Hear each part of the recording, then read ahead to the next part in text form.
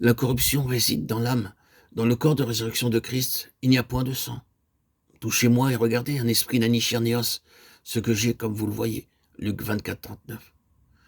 C'est là en premier lieu la preuve et la justification de son état de fils et du fait qu'il a vécu et triomphé dans son esprit. Il n'a pas cédé à son âme ou à la vie du moi.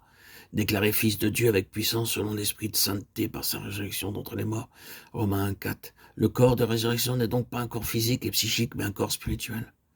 C'est la consommation de la vie spirituelle. C'est ce que Paul exprime quand il dit « Ceux qu'il a connus d'avance, il les a aussi prédestinés à être conformes à l'image de son Fils, afin que celui-ci soit le premier-né de plusieurs frères. » Romains 8, 29. Ce passage suit. La création attend avec un ardent désir que le Fils de Dieu soit révélé. Et non seulement elle, mais nous qui avons reçu les prémices de l'Esprit. Nous soupirons, nous aussi, et nous-mêmes attendons l'adoption, la rédemption de notre corps. Romains 8, 19 et 23. Nous sommes complètement incapables de comprendre ce qu'est un corps spirituel, mais nous voyons qu'il est libéré de beaucoup des limitations de notre forme d'existence actuelle. Notre but ici n'est pas de nous hasarder à faire la description d'une vie au-delà de l'ordre présent, mais simplement de relever et de souligner le principe. Il y a toute une différence entre un esprit sans corps et un corps spirituel, entre un esprit privé de corps et un corps spirituel. C'est ici que notre mentalité est dépassée. Il faut dire ensuite que toute résurrection n'est pas cette résurrection. Notre Seigneur nous a averti que les uns se réveilleront pour une résurrection de jugement, d'autres pour une résurrection de vie. La vie de résurrection est celle d'un corps spirituel. Elle est la consommation ou le fruit tout entier d'une vie spirituelle. Oh, combien il est important à cette lumière de connaître la différence qu'il y a entre l'âme et l'esprit, entre la religion comme une chose de l'âme et la vraie spiritualité qui signifie Christ en nous, qui seul est l'espérance de la gloire. Colossiens 1, 27. Voici un mystère que je vous révèle. Nous ne mourrons pas tous, mais tous nous serons changés. 1 Corinthiens 15, 51. C'est en vérité un mystère qu'un corps physique puisse exister sous tous les traits de ce système sanguin.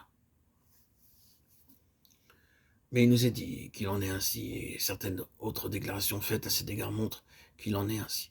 Par exemple, ceux qui ont été jugés dignes d'avoir part au siècle à venir et à la résurrection des morts ne se marient pas et ne sont pas donnés en mariage. Luc 20, 35. Cela met de côté dans une grande mesure la question de l'âme et du corps.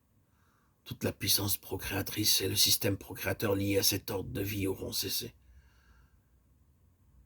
L'esprit a ses propres facultés et ses fonctions propres pour connaître et pour agir, pour nourrir et fortifier. Une chose est très évidente, c'est que Satan est la résurrection. Il a cherché à la cacher en répandant de faux bruits au sujet de la résurrection de Christ. Le seul témoignage est l'attestation souveraine de Dieu. C'est la résurrection. La note suprême dans la proclamation apostolique, c'était Dieu l'a ressuscité.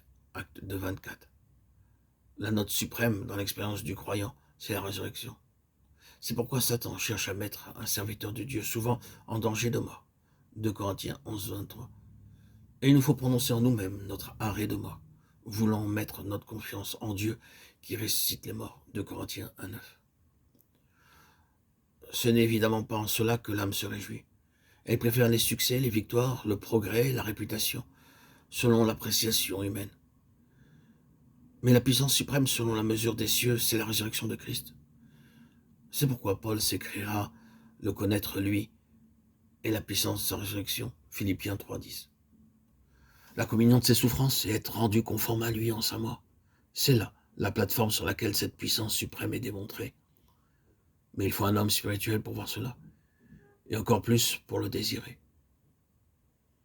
Il nous a donné les arts de l'esprit, 2 Corinthiens 1, 22. Oui, les arts de notre corps de résurrection. Ces arts sont dans nos corps mortels mêmes. Si l'esprit de celui qui a ressuscité Jésus d'entre les morts habite en vous, celui qui a ressuscité Jésus-Christ d'entre les morts rendra aussi la vie à vos corps mortels par son esprit qui habite en vous. Romains 8, 11. Il y a un témoignage présent dans l'espérance de la résurrection du corps, qui est possible même dans nos corps mortels.